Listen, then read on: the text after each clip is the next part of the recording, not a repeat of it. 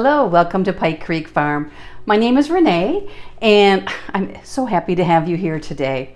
The sun's starting to shine. Can't complain about that in Michigan. Today I am going to be canning. I love to can. And this is actually part of a collaboration, part of the Janet's putting it on from Homestead Where You Are, and it's Feast in a Jar. So it's canning, dehydrating, freeze-dried meals in a canning jar. And I never used to do that. I used to just do ingredient canning and condiments and pickles and that kind of stuff. And I love that. But I've also learned that it's very convenient to have some things on hand that I can grab. So earlier in the month I did sloppy joes. Today I am going to make sweet and sour chicken. I'm going to do it in quart jars because there's two of us and I don't mind having some left over. I don't think a pint would be enough, and I don't have any 1.5-pint jars. I really want some, but they never have them in the stores around here. This has been a recipe I've had for a couple years I've wanted to try.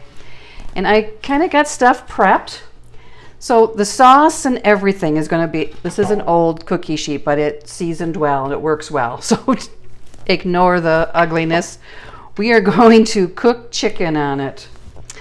Usually I do raw packed chicken, and I love my raw packed chicken. But I think for this meal in a jar, the cooked chicken will make the jars prettier. So it takes 4 to 6 pounds of chicken that you cut up. And we want to partially cook it. You don't want to cook it all the way through. You just want it browned. And I could do it in a saucepan, not a saucepan, a fry pan, a saute pan, and do it in batches, but I'm going to do it this way and fit it all on the cookie sheet at the same time. So I'm going to rinse my hands, and then I'm going to season it, and I have my oven on, I have the oven on 375. So this will all go in the oven. But I'm going to season it first, so I'll bring you back after I wash my hands. I will have the link down below to the playlist and the link to Janet's channel, and there'll be lots of things for you to check out. So I'm going to sprinkle just some garlic powder on top. I'm going to sprinkle whoa, that was bad. I'm going to mix that up. That was not sealed tight. All good. We're just going to mix it up. I don't need to add any more black pepper. Yikes! I could rinse some off, but I think by the time I mix it with all the other chicken, it will be dispersed enough that it won't be too much. So I prepped everything when I came home from church today, but you can do this even a day ahead. Do all your prep work, and then you just have to put the jars together. And so there is green pepper and red pepper, and if I start sneezing, I have black pepper. Okay. That one is a little much. I think it looks better now. It should be fine. Okay, I'm gonna sprinkle some salt. Spread this out. And in the oven this goes. And then I will bring you back and we'll start making the sauce. Now, I have my canner already here. I'm going to turn it on. So that the water starts heating. I have my jars ready to go. I am going to just put some hot water in them. They've already been washed and sterilized. I'll have my lids and my rings. So once this chicken is cooked and the sauce has come to a boil, we're going to have 5 to 6 quarts of yummy sweet and sour chicken. Okay, we need to first get the pineapple juice that's for the sauce. and the pineapple separated. Okay, I'm gonna pour the juice in here. We need 2.5 cups of pineapple juice, and it says 3 cans. Let me get my pan, and we'll put everything together for the sauce. Let's put that pineapple juice in there. And then we need 6 tablespoons of soy sauce. I use the light. 2, 3, 4, 5, 6. We need, I forgot to get the vinegar down. I'll be right back. Calls for white vinegar. I think you could use cider vinegar too. Calls for 1 1/4 cup. Okay, there we go, 1 1/4. Next, it calls for 4 tablespoons of ketchup, and it recommends Heinz because Heinz doesn't have any thickeners. So 1, 2, 3, 4.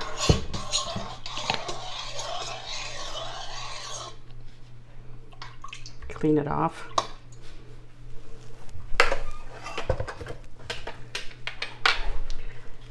Three-quarters of a cup of brown sugar.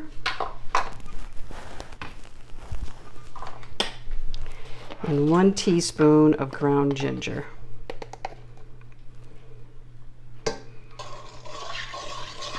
Mix it all up.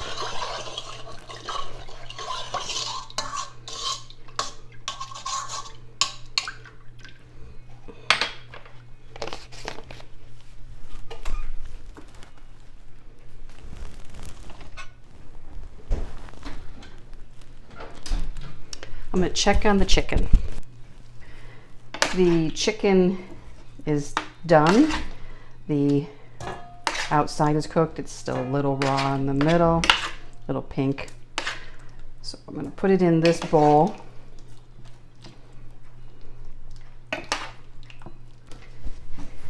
And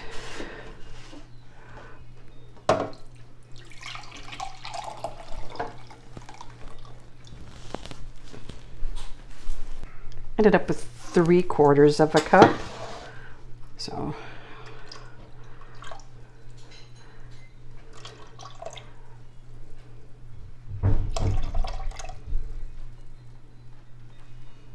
added it to this, and I'm going to put this on the stove and bring it to a boil and let it cook till all the sugar is dissolved.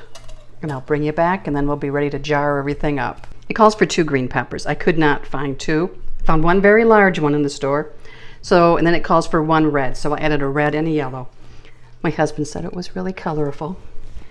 You can exchange peppers. Doesn't matter what color they are. With just the amount, you want to keep the same. Chopped up 2 onions. Used the large setting on my chopper for both the peppers and the onions, because I didn't want them finely diced. Now, these peppers and onions will not be crunchy like from a Chinese restaurant when you go to open it. You can add fresh peppers to it to give it some more texture, crunchy texture if you want. I do that for other canned goods. So I'm actually going to get all 6 jars here because, well, I have, 5. I was wondering if I'll use 6, and I do have 1 on background to use if need be. Oops. So I'm going to start filling, and I'm going to make sure you can see.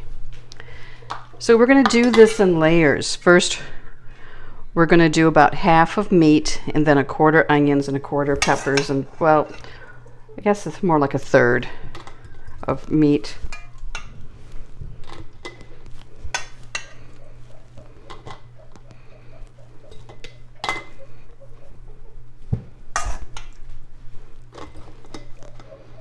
You can add any dry seasonings that you like. That does not impact the safety of a recipe.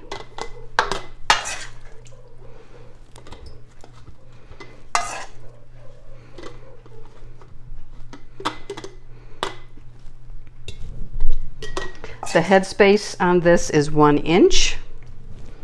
If it was just chicken, it would be 1 1/4 inches, but it's not just chicken. So I'm going to add some peppers.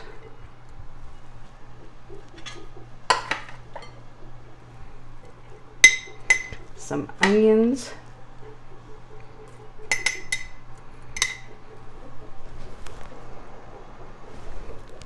And pineapple.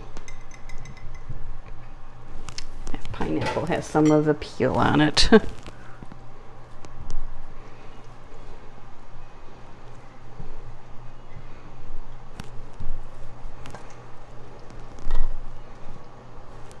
I need to check the sauce. I can hear it.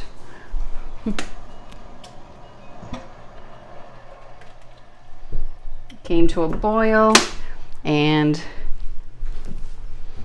sugar is melted, so I turned that burner off.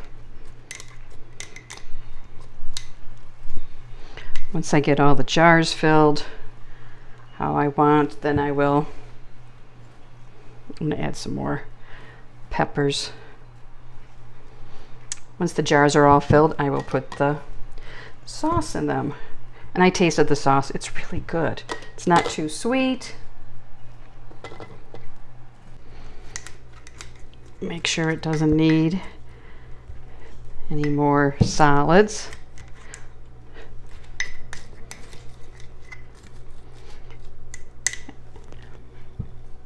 Okay, we have some onions left, which not a big deal. I can use them this week with cooking.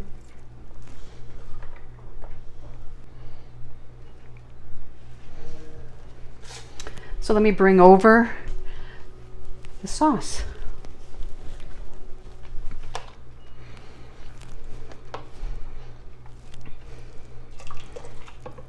I can smell the vinegar, a little pungent, but it's also sweet. So let me get these out of the way.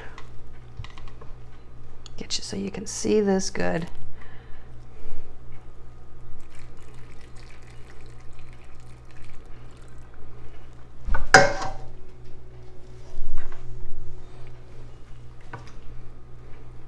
Making sure that the canner is warm.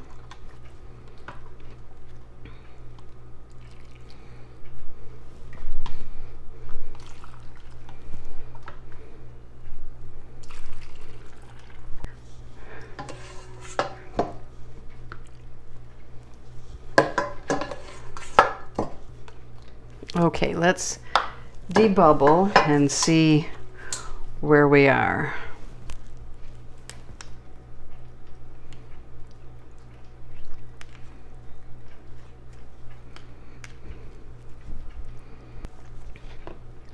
Check my headspace. 1 inch. Make sure everything tucks in. Go around, and I also go down the middle when it's chunky stuff like this to make sure. And then press it all down. And I have a little bowl with vinegar and a paper towel. This is sticky and greasy stuff, you know, so we want to make sure that this seal is clean.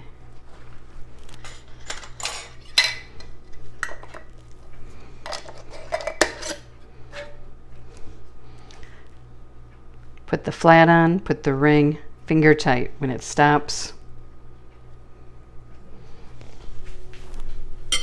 And into the canner. Make sure you have a base on the bottom of your canner. Do not set your jars directly on the bottom.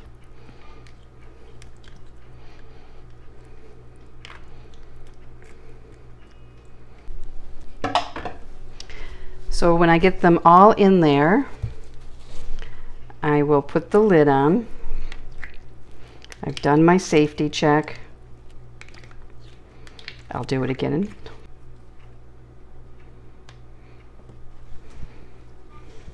Clean that rim. Get any sugar and grease off. Put the flat. And I am using 4-jar lids.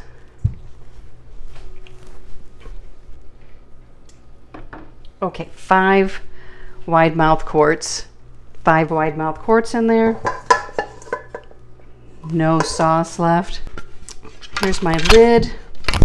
My seal looks good. My vent pipe is clear. I can see through it and blow through it. And this emergency valve looks good. I'm going to turn this heat up. And now we wait until there is steam coming out like a freight train. The timer has gone off, so now we will put the weighted gauge on, and we wait for it to start to do a little hula dance. Doing the hula, the jiggle. I'm going to turn the heat down a little to the sweet spot and set my timer for 90 minutes. The timer went off. I shut off the burner. The jiggler stopped jiggling. Now I'm waiting for that to drop and pressure to go to 0. The lock has dropped. Pressure's at 0. I'm going to remove the weight. There was no noise. That's good. I did have some siphoning. I was afraid of that. But looks like it's all okay. It hasn't impacted the level in the jars negatively, so we're just gonna give it a chance to settle down and then remove the jars. Check out these jars. They all sealed. This is the next day. You can see the meat, the pineapple, the peppers. The meat really absorbed the colors, the seasoning.